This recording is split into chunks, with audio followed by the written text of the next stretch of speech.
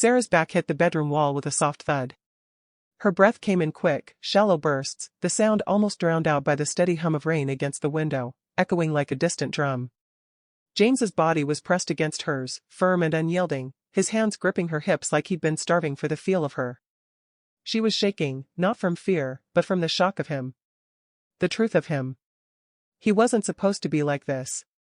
Her father had looked her straight in the eye and told her James Okafor was barely a man anymore, that the accident had left him weak, damaged, incapable of this. And yet. James's mouth brushed her ear, his breath hot against her skin. You still think I'm the man you thought you married? Her lips parted, but no words came. Her mind was still trying to catch up with her body, which was already melting into his touch. Every kiss he left down her neck was like a brand, marking her. Every slow, deliberate press of his body told her he wasn't just capable, he was dangerous. And God help her, she didn't know if she wanted him to stop. Welcome back to African Love Chronicles, your favorite place for stories soaked in passion and soul-deep romance. If you're new here, don't forget to like, subscribe, and drop a comment to tell us your favorite part of the story. Your support keeps these love tales flowing strong. Now, grab your popcorn and let's dive in. Sarah Brooks loved her freedom. She loved waking up in her cozy Lagos apartment to the smell of fresh jollof rice wafting from the kitchen, working late into the night on her fashion store, and indulging in chin-chin for dinner when she didn't feel like cooking. Her friends often teased her for refusing to settle down, but Sarah knew exactly what she wanted from life, and it didn't involve a husband she didn't choose. That's why, when her father, Mr. Brooks, showed up unannounced one Tuesday afternoon, she immediately knew something was wrong. He didn't sit. He stood in her living room like a man about to deliver a verdict. Sarah, he said, his voice clipped, you're marrying James Okafor. She blinked, her coffee mug halfway to her lips. I'm sorry, I thought you said marrying. You meant meeting, right? No. Marrying. The wedding will be in a month. Her laugh was disbelieving. Dad, you've officially lost your mind. I don't even know him. You've met him before. Years ago, at the Okafor's annual gala. Dad, I was 16. I barely remember what he looks like. And isn't he, she lowered her voice, in a wheelchair after that accident? Mr. Brooks's jaw tightened. Yes. And he's still a good man. His father and I have been friends for decades. This is an opportunity for both our families. Sarah set her mug down, hard. An opportunity? You're talking about my life, not a business merger. You're being dramatic. He's wealthy, he's respectable, and he'll take care of you. I don't need him to take care of me. I can take care of myself. Her father's tone sharpened. Sarah, you run a small online store that I funded. If I pull my support, you'll lose it. The words landed like a slap. You wouldn't. I would.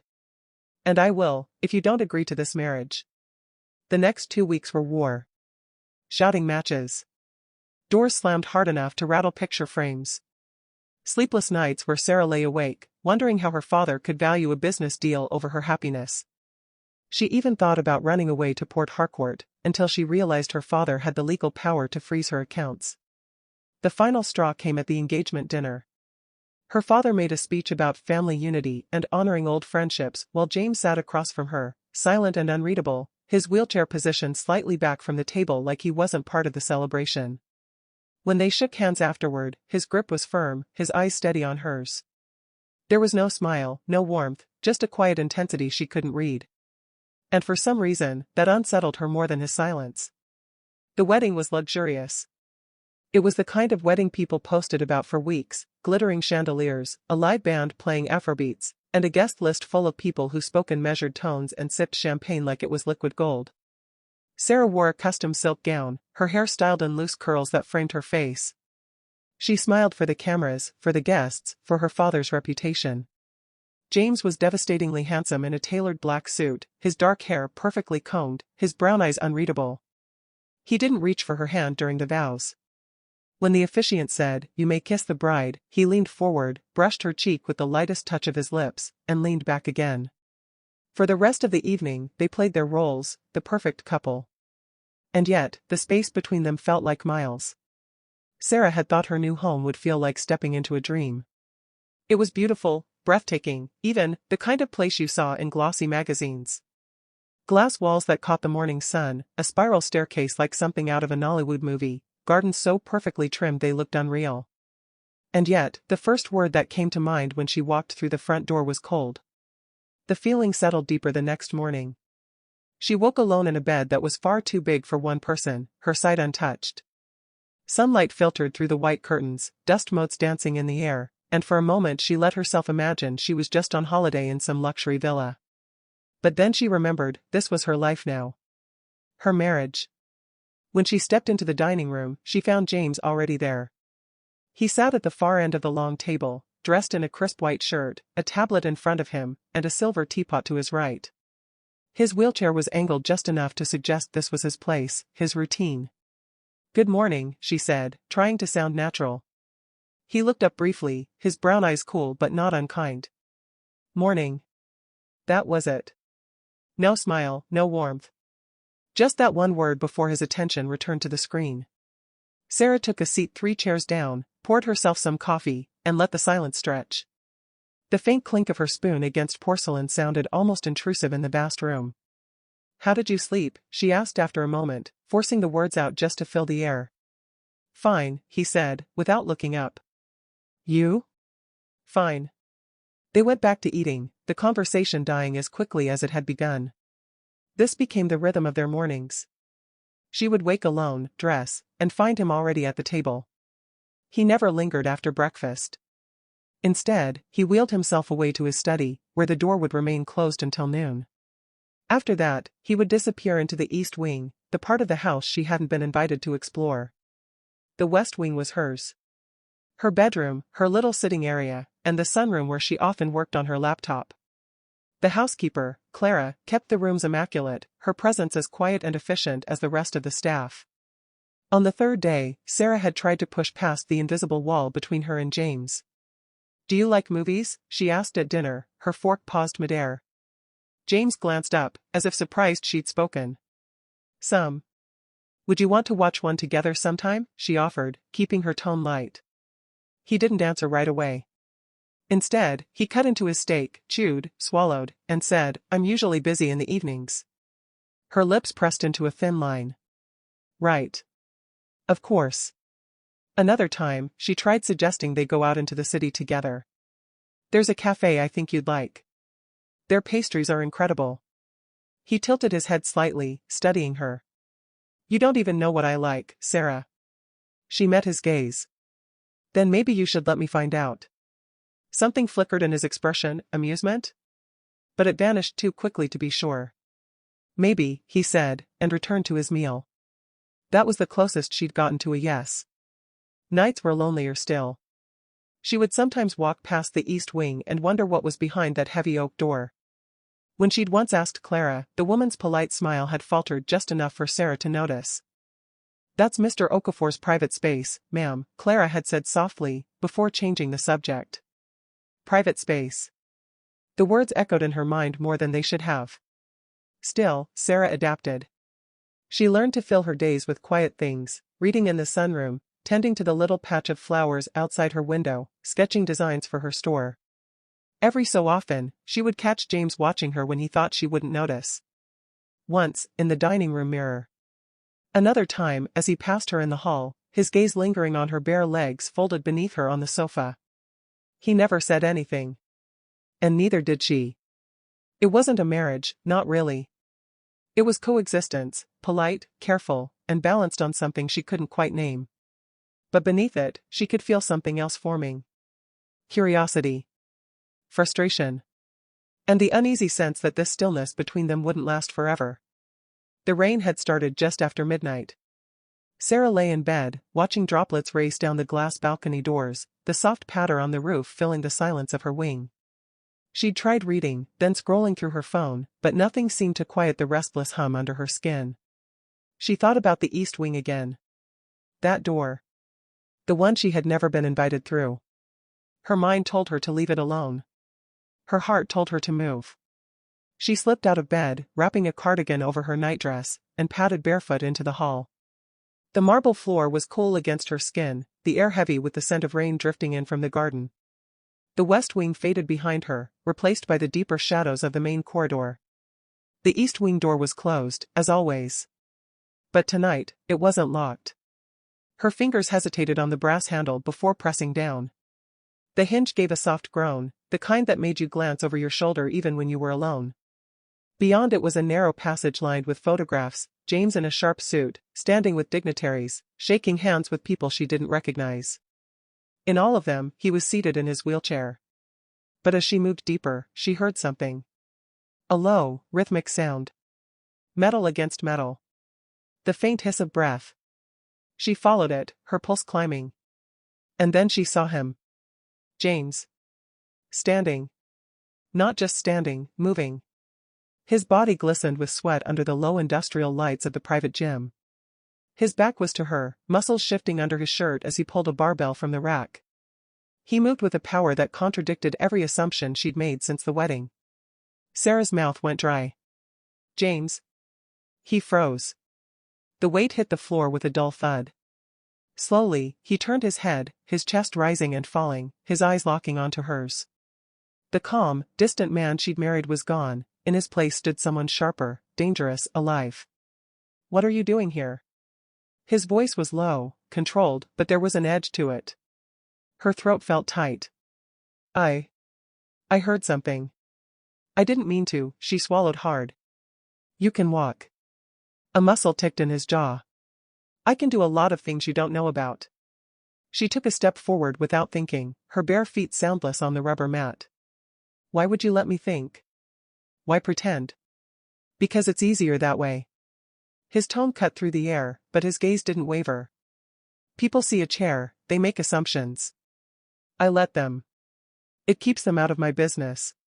Her mind raced, trying to reconcile the cold, polite man at the breakfast table with this presence in front of her. But I'm not people, she said softly. His lips curved into something that wasn't quite a smile.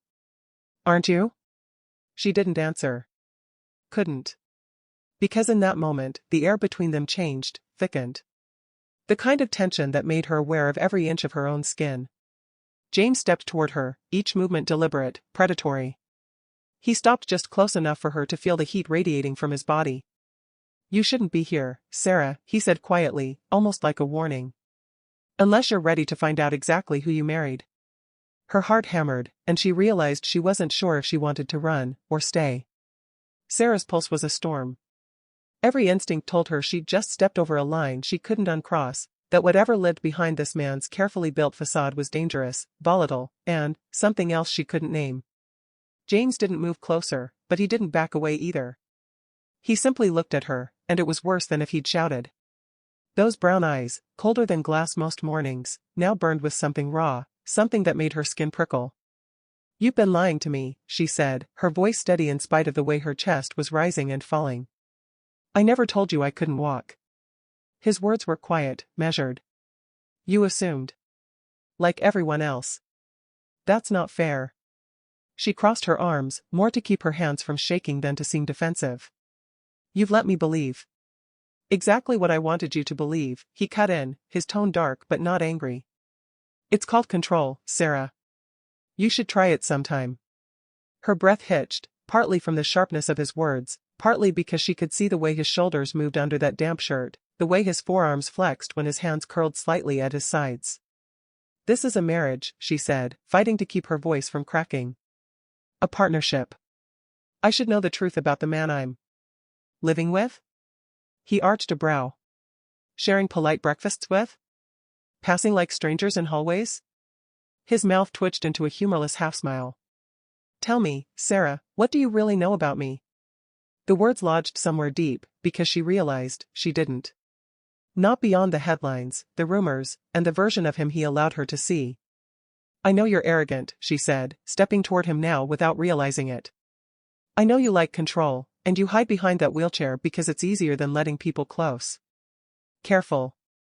The warning in his voice was soft, but it rolled through her like thunder. No, she said, surprising herself with the force in her own tone. You've kept me at arm's length since the moment I stepped into that house. And now I find you here, at midnight, like, she gestured at him, at his body, at the weight rack behind him. Like this. His gaze swept over her, not just her face, but the loose fall of her cardigan, the hem of her nightdress brushing her thighs, the bare skin of her feet against the mat. "And how does it make you feel?" he asked, his voice almost low enough to be a whisper. She opened her mouth, but no answer came. Because the truth, the messy, impossible truth, was that it made her feel everything at once. Shocked. Betrayed. Curious.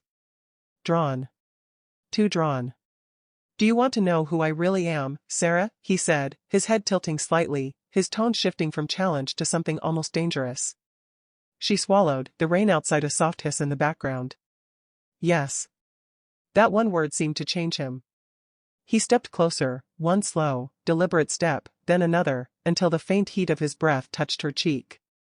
He didn't touch her, but it was as if the air itself had narrowed between them. "You think you do," he murmured, his voice like velvet over steel. "But knowing comes with a price." Her heartbeat was so loud she was sure he could hear it. "Then maybe I'm willing to pay it." His eyes held hers for a long, unreadable moment, and then, finally, his mouth curved into a slow, dangerous smile. "We'll see." He stepped back, the loss of his proximity almost physical. Without another word, he reached for a towel, slung it over his shoulder, and walked past her, out of the gym, leaving her standing there with her pulse still running wild. Sarah stayed in the doorway for what felt like minutes, the smell of rain and sweat in the air, her mind turning over the same thought again and again. She hadn't just discovered his secret. She'd just woken something neither of them could put back to sleep. Sarah woke the next morning to the sound of rain still tapping against the windows. For a moment, she thought she'd dreamed it, the gym, James standing, the heat in his voice. But when she walked into the dining room, he was already there. As always. Except, not as always. His hair was damp, his shirt open at the collar, and the wheelchair was gone. He stood by the window, coffee in hand, watching the street below as if the world outside interested him more than she ever could. Her footsteps made him glance over his shoulder. "Morning," he said, voice calm, like nothing had happened. She poured herself coffee without sitting down. "You're up early." "I'm always up early." "But not like this." She gestured toward him, her eyes narrowing. He smirked faintly, turning back to the glass. "Maybe you're just paying more attention now." The remark landed somewhere between a taunt and an invitation. She didn't rise to it. Instead, she took her coffee to the far end of the table and sat, watching him as he moved, each step deliberate, almost silent. The rest of breakfast passed in a strange quiet. Not the old, polite silence they'd lived in for weeks, but something waited. Every time she looked up, she caught him already watching her, like he was measuring something. Over the next few days, their paths seemed to cross more often, and not by accident. In the kitchen, he brushed past her to reach a cupboard, the barest graze of his arm against her back lingering longer than it should. In the hallway, he stopped close enough that she had to tilt her head back to meet his eyes, his gaze dropping briefly to her mouth before he moved on. Once, she came home to find him in the library, sleeves rolled to his forearms, rearranging a shelf.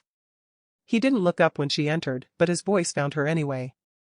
"Curiosity is dangerous, Sarah." She leaned against the doorway. "Only if there's something worth finding." He set a book back in place with a soft thud, finally turning toward her. "Maybe there is."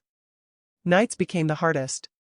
She'd lie in bed, staring at the dark ceiling, replaying the moment in the gym over and over, his voice, his proximity, the unshakable feeling that he'd been waiting for her to stumble into his world. And yet, he didn't come to her. Not directly. Instead, he left breadcrumbs, a brief touch, a look that lasted too long, a single line spoken low enough to echo in her head hours later. Sarah wasn't sure which was worse, the distance between them before, or the pull between them now. The rain had been steady all evening, soft at first, then turning heavier, each drop drumming against the kitchen windows. The house was quiet, the kind of quiet that made every sound feel too loud. She padded in barefoot, the tiles cool beneath her feet, the faint hum of the refrigerator the only background noise. She wasn't expecting him to be there, but there he was, leaning casually against the counter, a glass of water in hand. The light above the stove cast him in half shadow, gold catching on the sharp line of his jaw, the broad slope of his shoulders. He didn't move when she entered, only let his gaze follow her like he'd been waiting for this exact moment.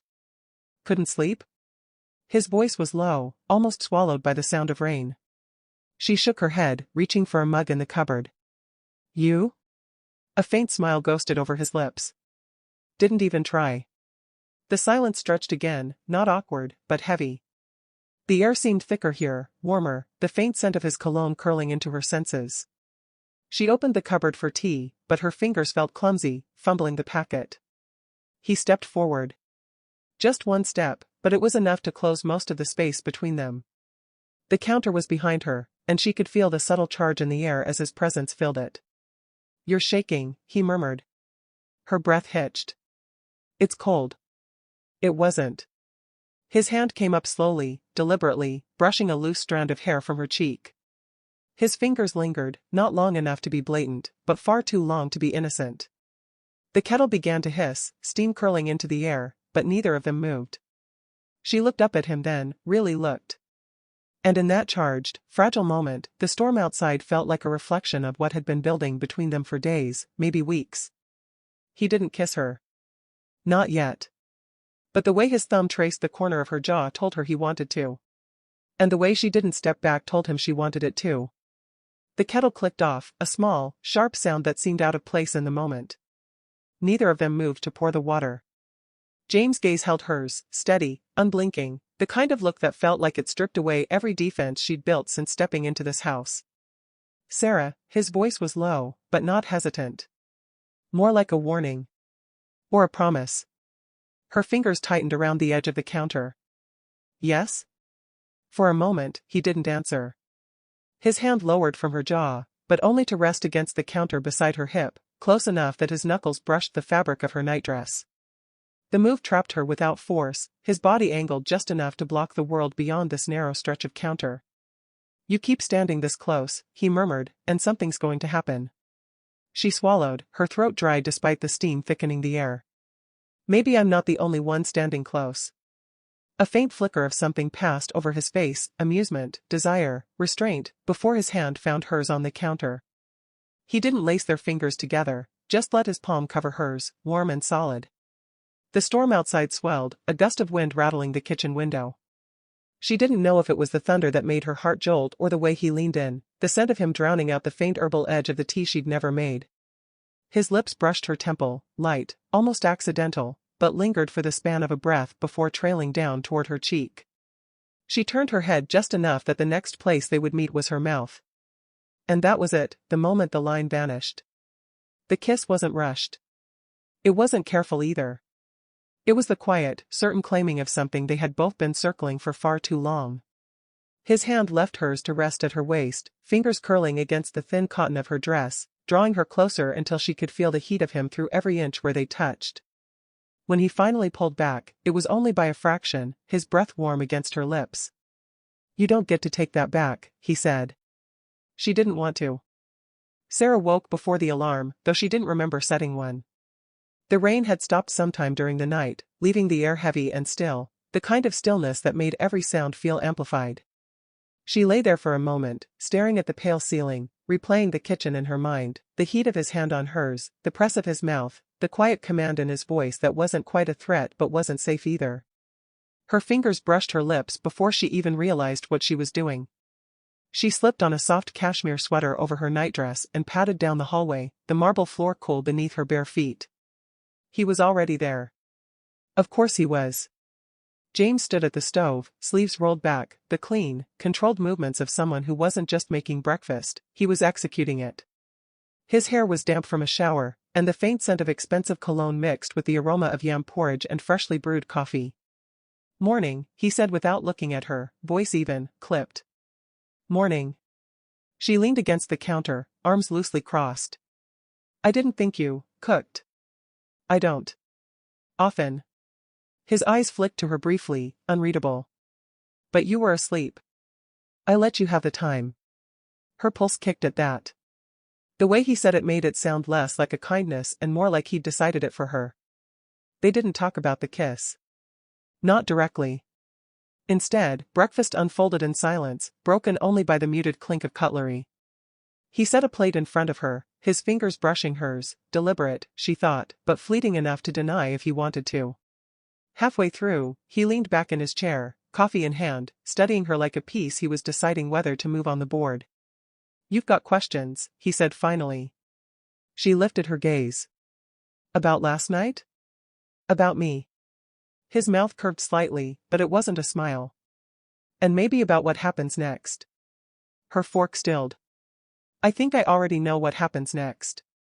He tilted his head, assessing her like she'd just made a bold play. Careful, Sarah. Making assumptions in my world can be expensive. And in your world, she said slowly, what am I exactly? He didn't hesitate. Mine. The word landed between them like a declaration and a warning. She didn't argue. Not because she agreed, but because she wasn't sure what would happen if she said anything at all. The days that followed were unlike anything Sarah had known. James didn't smother her, but he didn't leave her untouched either. His presence was everywhere, in the way the driver was always waiting without her asking, in the subtle rerouting of her day so their paths crossed at just the right moments, in the private dinners that felt like accidents but never were. She discovered he worked in silence, not the kind born of detachment, but a focus so sharp it drew the room into stillness. He'd be in his study, sleeves rolled up, scrolling through contracts on one of his 3 monitors while speaking low into a headset. Sometimes, when she passed by with coffee, he'd pause mid-sentence just long enough to take the cup from her, his fingers brushing hers in a way that made her lose her own train of thought. Their conversations were shifting. The silences between them weren't awkward anymore, they were weighted. One evening, they ended up on the balcony after dinner. The city stretched beneath them in a glittering sprawl, the air cool and scented faintly with rain from earlier. James was leaning against the railing, wine glass in hand, his shirt open at the collar. You're quiet tonight, he said, eyes still on the skyline. Maybe I'm thinking. Dangerous habit. She smiled faintly. You seem to do it a lot. I have to. My decisions affect everything. He turned to her then, studying her. You're not used to being part of that world. No, she admitted, but I'm learning. Something flickered in his expression, not approval exactly, but something close. He set his glass down, stepped toward her. You're not afraid of me, he said quietly. She met his gaze. Should I be? He stopped a breath away, his hand lifting, not to touch, not yet, but hovering close enough she could feel the heat radiating off his skin. Not unless you're afraid of what happens next. It was the first time she didn't look away. From that night, something shifted. They didn't rush into each other's arms, it was slower, more deliberate. A passing of a file across his desk with fingers lingering too long. A shared breakfast where they sat closer than necessary. A late-night chess game where her hand brushed his and neither moved it away. Until one evening, the tension broke. She'd been reading in the library, rain pattering against the tall windows, when he appeared in the doorway. No words. Just that look. Her book slipped shut. He crossed the room in slow, measured steps, a predator who knew the prey wasn't running. His hand came up to her jaw, tilting her face toward his, and this time, when his mouth claimed hers, there was no restraint. Everything that had been simmering, the glances, the silences, the questions, poured into that kiss. His hands in her hair, hers gripping his shirt. The taste of palm wine and something darker. When they finally broke apart, breathless, his forehead rested against hers. The kiss didn't end. It deepened, slowed, then flared again, a tug-of-war between savoring and consuming. James's hand slid to her waist, drawing her closer until there was no space left between them. She felt the solid, unyielding warmth of him through the thin layers of her clothes, the steady, deliberate press that told her he was done keeping his distance. Without breaking the kiss, he caught her hand in his and began to walk, unhurried, but with purpose. She let him lead her down the quiet hallway, their footsteps softened by the thick carpet, past the closed doors of his immaculate penthouse until they reached the farthest wing. His room. It was larger than her entire apartment had been, all sharp lines and warm lighting, the floor-to-ceiling windows spilling in the city's glow. But she barely saw any of it, because the moment the door clicked shut behind them, James was there again, close, relentless, his hands framing her face like she was something rare and breakable, though his kiss told a different story. The sweater slipped from her shoulders under his touch, the air cool for only a second before his warmth replaced it. His jacket landed somewhere behind them, his cufflinks glinting on the dresser where he discarded them without looking. He moved with the same precision he did in the boardroom, but here, it was tempered by something raw, something uncalculated. Her fingers threaded into his hair, feeling the low sound in his throat as he pulled her closer still. The fire in the corner cast gold across the room, catching the curve of his jaw, the intensity in his eyes. They found the bed without quite remembering how. His weight shifted the mattress as he eased her down, his touch a map of deliberate, lingering passes, memorizing her, not rushing a single moment. She felt the steady thrum of his heartbeat when he leaned over her, the faint brush of his breath against her ear when he whispered her name like it was both a promise and a claim. And when he kissed her again, it wasn't tentative or questioning. It was the answer to every unspoken thing between them, the kind of kiss that left no room for doubt about where they belonged that night.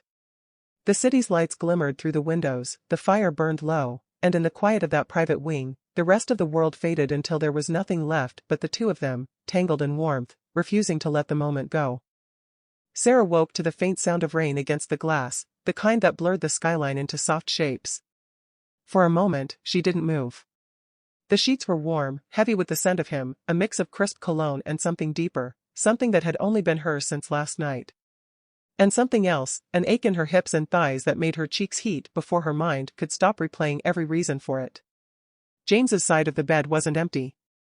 He was propped against the headboard, hair mussed in a way she'd never seen before, a mug in his hand. The morning light softened the sharp lines of his face, but his eyes were still that same, unreadable dark. "You're awake," he said, not as a question, but as a quiet observation. She shifted onto her side, suppressing a wince. The movement made her all too aware of every muscle she hadn't realized could be sore. "You didn't sleep much." "Didn't need to." His gaze swept over her, not in the assessing way it had before, but slower, deliberate. "You?" Her lips curved faintly. "I don't think I could have slept even if I wanted to." Something in his expression eased at that. He set his mug aside and reached over, brushing a strand of hair from her face. The touch lingered long enough to make her breath catch. "Coffee?" he asked. "Please." He rose, moving with the same calm efficiency he carried everywhere, the kind that made even pulling on a shirt look deliberate.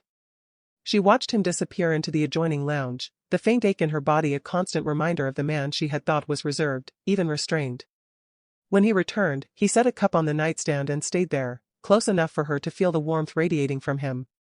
"Sarah," he said, voice low, "last night wasn't an accident." "I know." She wrapped her hands around the mug, letting the heat seep into her fingers. "And it's not something I regret." This time, his mouth curved in a way that made her stomach dip, slow, confident, and entirely aware of the truth she now knew. "Good." The silence that followed wasn't awkward. It was charged. Later, when they finally got out of bed, she moved a little slower than usual. His amused glance over his coffee made her flush. Nothing was rushed. Nothing was forced. But everything had changed. Sarah padded barefoot into the kitchen, her hair still tousled from sleep. The rain had turned into a soft drizzle, the city outside muted in gray and gold. James was already at the counter, sleeves rolled up, watching the coffee machine hum. He glanced at her over his shoulder, the corner of his mouth lifting. "You're walking like you ran a marathon," he said casually, as if he weren't the cause. Her cheeks warmed. "Maybe I did." He set a mug in front of her, his fingers brushing hers just long enough to make her pulse skip. "I warned you I'm not as harmless as I look." She took a sip, avoiding his eyes. "Harmless wasn't the word I'd use." He leaned against the counter, studying her like he was still mapping her out. "What word would you use?" She hesitated, then gave him a small, knowing smile. "Beast." His laugh was low, genuine, and far too pleased. "Careful, Sarah." "I might take that as encouragement." They moved around each other easily as he made toast and she reached for the butter, their hands brushing more often than necessary. The domestic rhythm felt almost natural, the clink of cutlery, the smell of fresh coffee, the occasional quiet glance that said far more than words. When she sat at the table, James joined her, passing her the plate like it was a habit they'd had for years. But every time her hand shifted or she stretched her legs, she caught the faintest smirk from him, the kind that said he remembered every reason she was sore this morning. And she couldn't even be mad. Because she remembered too. After breakfast, Sarah rinsed the mugs while James dried the plates, a strangely domestic scene for two people whose marriage had begun as a contract. The quiet between them wasn't awkward. If anything, it felt grounded. James set the towel aside. Get dressed, he said, in that calm, assured tone that made it sound less like a request and more like inevitability. She arched a brow. Why? Planning to whisk me away to some secret billionaire lair? His lips curved faintly. Something like that. Our first public outing. Her heart gave an unexpected skip. Public? As in, both of us? Together? As in me not hiding behind a wheelchair. His eyes didn't leave hers, watching for her reaction. Sarah blinked. So, you're just going to get up and walk in front of everyone? Won't that blow your whole vegetative husband thing wide open? That's the point. He leaned a hip against the counter, arms folding. I've kept it hidden for years for a reason: business rivals, investors, people who'd like nothing more than to see weakness. But hiding only works as long as it's useful.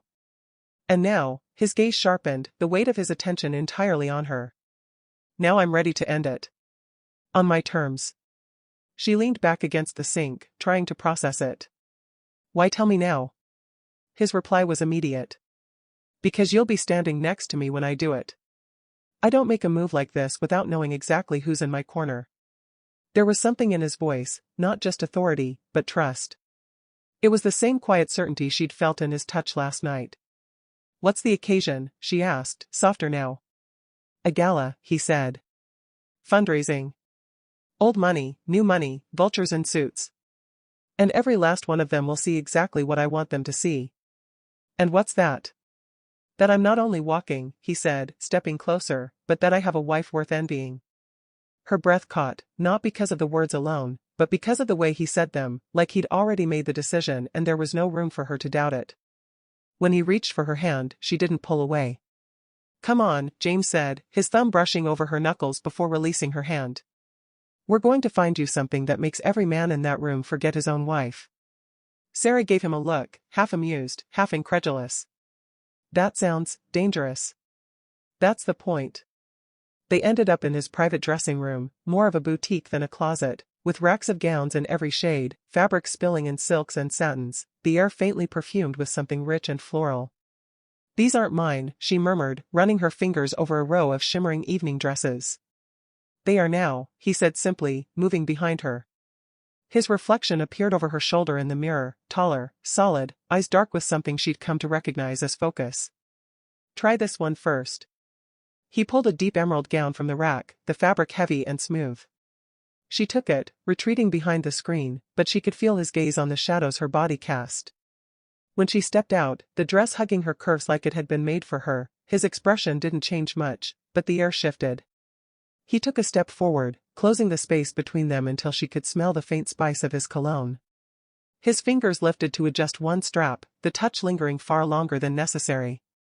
This one, he said quietly. It's dangerous. She swallowed. For them or for me? His mouth curved faintly. Both. By the time she'd tried on 3 more, she realized he wasn't just picking dresses, he was claiming her image, shaping the version of Sarah the world would see. The one who would walk beside him when he stood, for the first time in years, in front of his enemies. And somewhere between the silks and his lingering touches, she realized he wasn't just preparing her for a gala. He was preparing to make a statement. The black sedan rolled to a stop in front of the Velvet Hotel, its marble facade lit by 100 golden lights. The valet stepped forward, umbrella in hand, but James didn't move immediately. Inside the car, Sarah smoothed her hands over the emerald gown he'd chosen, feeling the weight of it anchor her. Outside, cameras flashed like lightning, the feeding frenzy of the society press. Remember, James said, his voice low but steady, they think I'm broken. Tonight, you show them you're mine before they realize I'm not. Her pulse skipped. And when they do realize? He gave her that slow, calculated smile. Then they'll remember the look on your face when I took your hand. The driver opened the door on Sarah's side. She stepped out into the cool evening, the crowd surging forward for photos. Flashes erupted. Questions were shouted.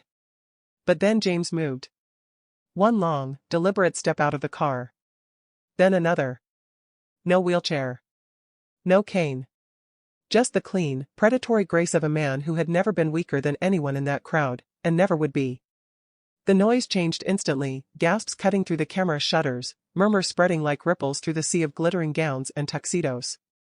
A few journalists scrambled to adjust their lenses, as though they couldn't believe what they were seeing. James reached her, offering his arm without breaking stride. She took it, and he guided her toward the entrance with the ease of a man walking into his own territory. Inside, the gala was a cathedral of crystal chandeliers and polished marble. Conversations faltered as they entered. Men turned to watch. Women sized Sarah up with a mix of admiration and calculation. James leaned in, his breath warm against her ear. Every single one of them is already rewriting the story they thought they knew about me. She smiled, keeping her gaze forward. And about me? His fingers tightened fractionally over hers. They'll never forget you. By the time they reached the center of the room, Sarah understood, this wasn't just a public appearance. It was a warning, delivered in silk, steel, and a slow, unstoppable stride. And James? James was every bit the beast she'd learned he was. The hum of polite conversation began to rise again as they moved deeper into the ballroom, but eyes still followed them, discreetly for some, openly for others. Champagne glasses paused halfway to lips. James Okafor, a smooth voice called from behind them. They turned to find Victor Johnson, older, silver-haired, his tuxedo immaculate, making his way toward them with a smile that didn't reach his eyes. He extended a hand, the kind of gesture that implied familiarity, even ownership. "I thought you'd be watching from the sidelines, as usual," Victor said. "But here you are, standing tall. And with a stunning companion."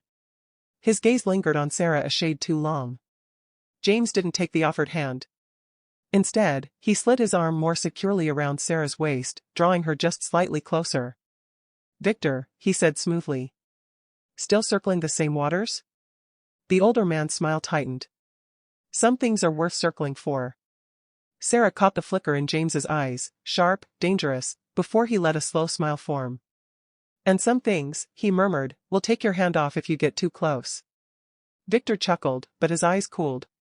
He moved on with a nod, clearly understanding the unspoken warning.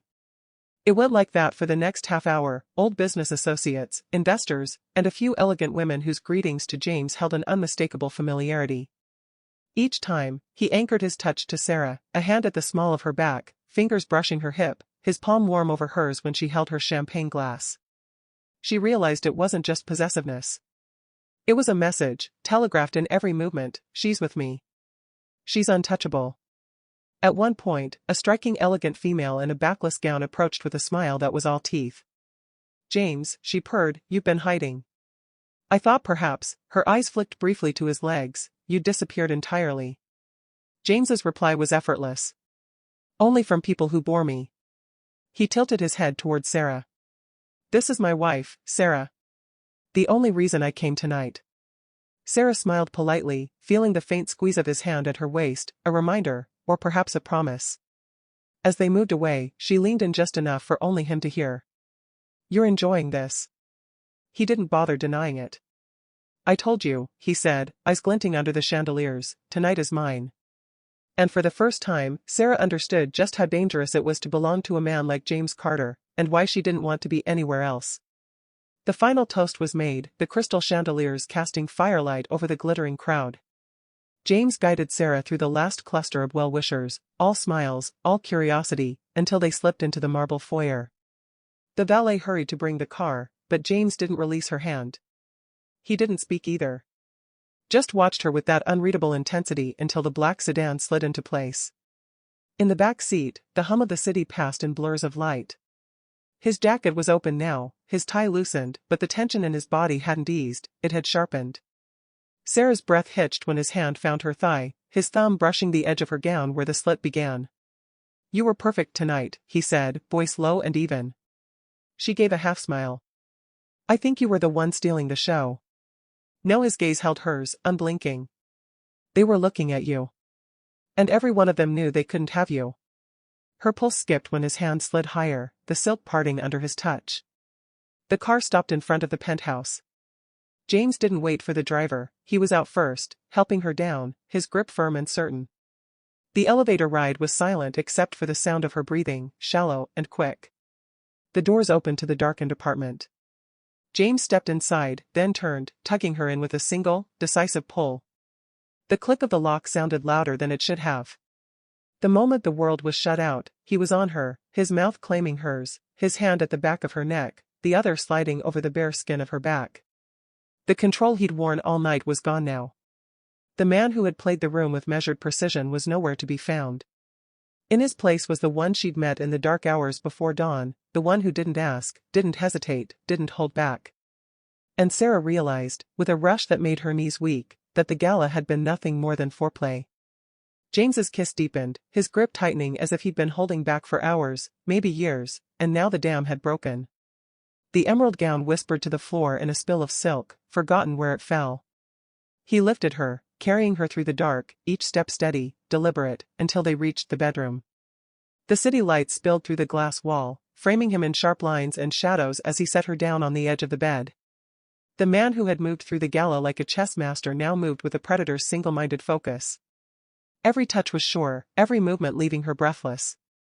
The hours blurred into a haze of heat and motion, his strength unrelenting, his attention consuming.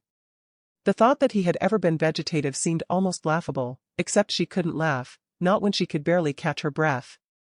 When morning light finally edged its way into the room, Sarah stirred and immediately winced. Muscles she hadn't been aware of the night before protested sharply.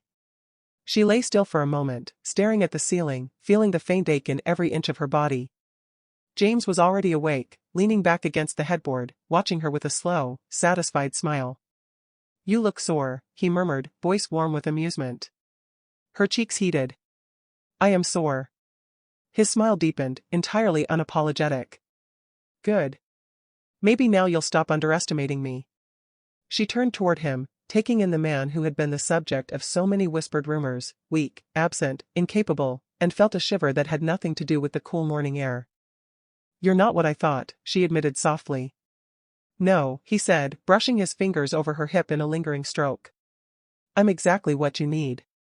Sarah was still trying to decide if she wanted to kiss him again or push him away for the smug look on his face when the shrill chime of his phone shattered the quiet. James didn't move immediately. His gaze stayed locked on hers for one long, unblinking beat before he finally reached for the device on the nightstand. His expression shifted the moment he saw the caller ID, the lazy satisfaction vanished, replaced by something hard and calculating. "What is it?" he said, his tone clipped. Sarah propped herself up on one elbow, the sheet slipping to her waist. She could only hear a faint voice on the other end, but the words were urgent enough to make James's jaw tighten. "I'll be there in 20 minutes, he said, ending the call without waiting for a reply. He swung his legs over the side of the bed and began pulling on his clothes with swift, efficient movements, the predator from last night replaced by the strategist from the gala. Sarah sat up, wincing again. What happened? His tie was already knotted before he glanced at her. "Someone just tried to pull a deal out from under me. And they made the mistake of thinking I wouldn't notice." He crossed back to the bed, bending down until his mouth was a breath away from hers. "Rest. You'll need it." His lips curved slightly. "When I come back, I'm not finished with you." And then he was gone, the sound of the door closing as sharp and final as the lock the night before. Sarah sat there in the sunlight, every muscle aching, her pulse still unsteady. James's driver barely had time to pull the car around before he slid into the back seat, phone already in hand. The skyline flashed past, glass and steel gleaming under the early light, but James's focus was on the numbers and names scrolling across his screen. By the time they reached the building, he'd already mapped the entire play in his head. The elevator opened directly into the top floor of Okafor's holdings. His presence alone shifted the air, assistants straightened in their seats, conversations faltered mid-sentence. He didn't look at them. The conference room was already full when he walked in. The three men inside went still, like prey realizing too late that they'd stepped into the wrong clearing. "Gentlemen," James said evenly, closing the glass door behind him. "I hear you've been busy." One of them, Michael, tried for a smile. "James, we were just lying," James cut in. The word landed like a blade. He took the head of the table without invitation, the leather chair creaking under him. "You moved to acquire Mason Tech behind my back. You thought I wouldn't notice because I've been indisposed." His gaze swept over them, steady and cold. "That was your first mistake."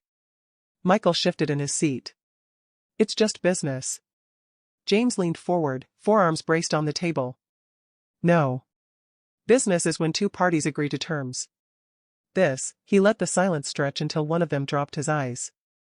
Is theft. For the next 20 minutes, he dismantled them piece by piece, not shouting, not once raising his voice, but speaking with the precision of a man who knew exactly where to cut. By the time he was done, the deal was dead, their leverage gone, and the only thing left in the room was the knowledge they'd just been spared worse. James rose, buttoning his jacket.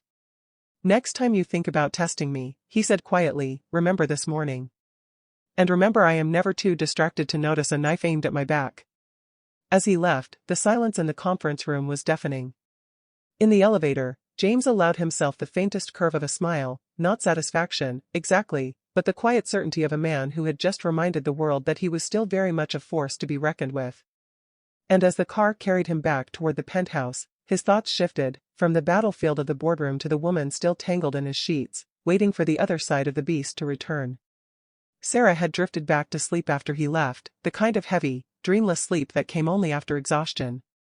But when the sound of the front door opening reached her, she stirred, blinking against the afternoon light that had crept across the bed. Her body ached in ways she hadn't expected, and in places she wouldn't admit out loud, but the sharper sensation was awareness. She heard his footsteps first, steady, unhurried, each one carrying that same quiet authority he'd had last night, and at the gala, and in the way he'd said rest, you'll need it.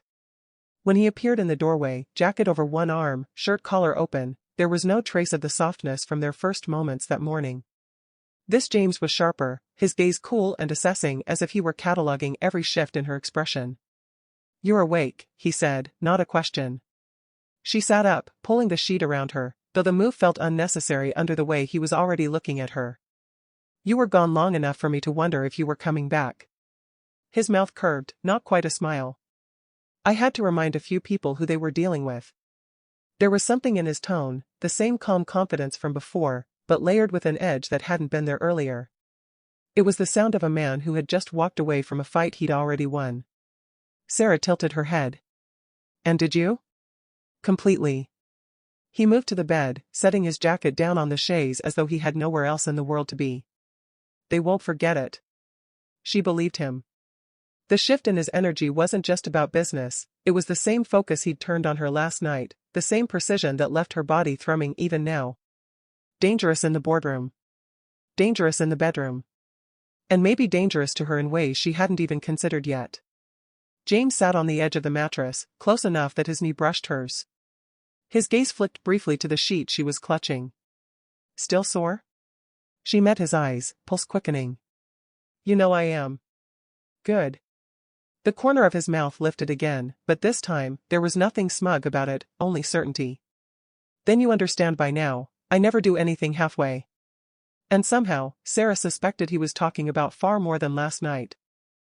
Sarah was still searching for a response when the sharp trill of the intercom cut through the air. James's eyes flicked toward the sound, his expression hardening instantly. No one used the private entrance without his explicit permission. He stood, every trace of lazy ease gone, and crossed to the wall panel. Yes? The doorman's voice came through, low and uneasy. Sir, there's a man here asking to see you. Says it's urgent. He wouldn't give his name, but he says you'll regret it if you turn him away. James's gaze darkened. Put him in the East Lounge. Don't let him leave. He turned back to Sarah, and though his voice was calm, there was a sharp edge beneath it. Get dressed. Her brow furrowed. Why? Because, he said, stepping closer, if this is what I think it is, you're about to see how I deal with problems that come to my door. There was no room for argument. He pulled on his jacket in one smooth motion and waited until she slid off the bed, still clutching the sheet. She felt the thrum of adrenaline under her skin, matching his contained energy. Minutes later, they were side by side in the penthouse lounge. The man waiting for them was in his mid-40s, wearing a suit that had seen better days, his tie askew. He stood when James entered but didn't offer his hand. James, the man said, voice tight. You made a mistake this morning. James didn't blink. If you're here to tell me that, you're already wasting my time. Sarah stayed slightly behind him, but she could feel the weight of his presence radiating forward like a wall. The man's jaw worked. You killed the Mason Tech deal. Do you know who you just crossed? Yes, James said evenly. And I know who you work for. Which means I know exactly how far I can push before you break. It was strange, Sarah had thought the intensity she'd seen in him last night was the peak. But here, facing a threat in his own home, it sharpened into something colder, more controlled, more dangerous. The man faltered under his gaze. James took a step closer, his voice dropping to something that made the hair on Sarah's arms rise. You walked into my building to threaten me. That's your first mistake. The second was assuming I fight fair. Sarah realized then that whatever happened next, she wasn't just watching a businessman or a lover. She was watching a predator handle an intruder, and she wasn't sure if she should be afraid for him or of him. The man's fingers twitched at his side, like he was fighting the urge to point or shove. You don't know what you've started. James's gaze didn't waver. I started nothing. You stepped into my territory. You brought your mess to my door. And now you're going to leave with empty hands, if you're lucky. Sarah could almost feel the air contract between them, not from shouting, but from the precision of James's words. The man tried again. James, you can't. I already did. James pulled his phone from his jacket pocket and tapped the screen once. Your accounts are frozen. Every contract your employer touched in the last 6 months is under review by federal compliance. And, he added, almost conversationally, your brother's loan? Called in. Today. The color drained from the man's face. I don't like loose ends, James continued. And I don't like second chances. You'll go back to whoever sent you and tell them this, he stepped closer, voice a low cut of steel, is as generous as I get. The man swallowed, nodded once, and left without another word. When the door clicked shut, Sarah realized she'd been holding her breath. James turned to her then, the predator's edge still in his eyes, but softened just enough to remind her of the man who'd left her aching in bed only hours ago. He crossed the room, stopping just in front of her. Still think I'm only dangerous in one arena? Her mouth curved, though her pulse was still unsteady. No. I think you might be the most dangerous man I've ever met. His hand came up, fingers brushing her jaw. Good, he murmured. Because I'm not finished proving it. By the time her back hit the mattress again, the world outside that penthouse might as well have ceased to exist. His mouth claimed hers with the same precision he'd used to dismantle his enemies, and Sarah finally understood, in business or in bed, James Carter didn't just win. He conquered. And as the night stretched on, she stopped wondering if she'd survive being married to a beast, and started wondering if she even wanted to.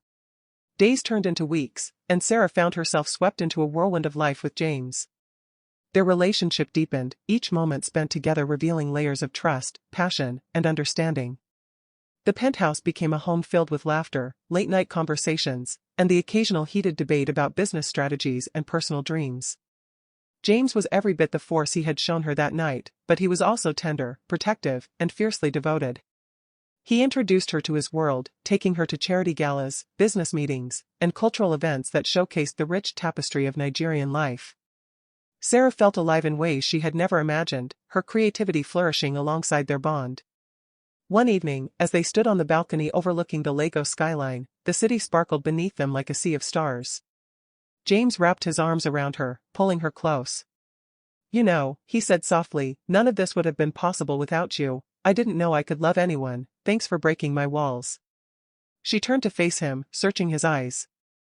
I'm just being me. Exactly, he replied, a smile breaking through his serious demeanor. And that's what makes you extraordinary. With a heart full of warmth, Sarah leaned in, capturing his lips with hers. The kiss deepened, a promise of the future they were building together. The end. Thank you for watching.